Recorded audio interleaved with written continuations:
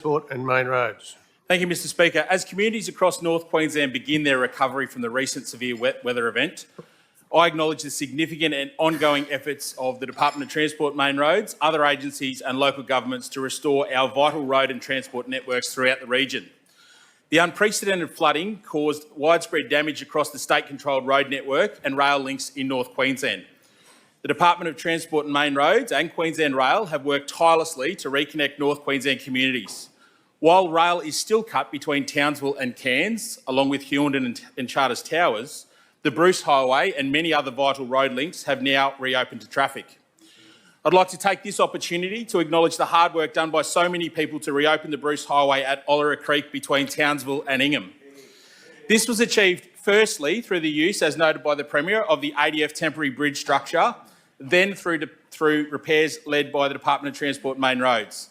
There are too many people to thank individually, but in particular I want to thank the ADF, Road Tech, the TMR Structures team, the PDO team, including the Regional Director Ross Hodgman and District Director Kylie Peterson, as well as the many local subcontractors that helped reopen the Olera Creek Bridge in just 11 days.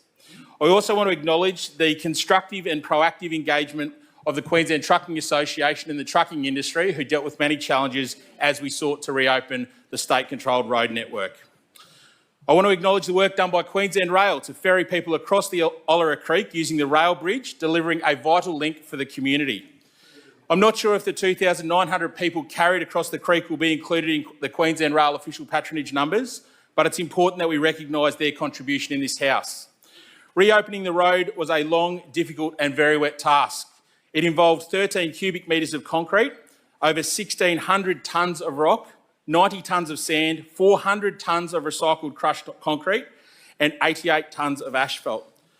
But roads across Queensland have been impacted by this weather event, and the department have been out managing road closures, clearing debris, inspecting and assessing damaged roads and bridges, patching potholes and undertaking emergency repairs to open roads, and they continue to do so. Mr Speaker, the work is not yet complete, and I know that there are many roads, such as the Mount Spec Road, that have been significantly impacted by extensive landslips and remain closed to all traffic due to debris on the road. Further assessments are being carried out at this time, and my department will continue to work towards reopening this and other roads as soon as possible.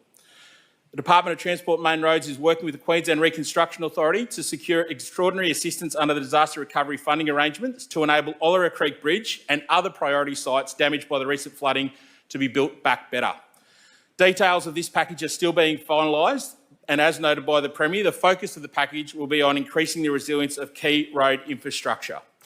As we transition from the emergency response to recovery and restoration, our focus remains on ensuring the safety of all road users, maintaining vital freight movements and supporting the economic recovery of our regional communities.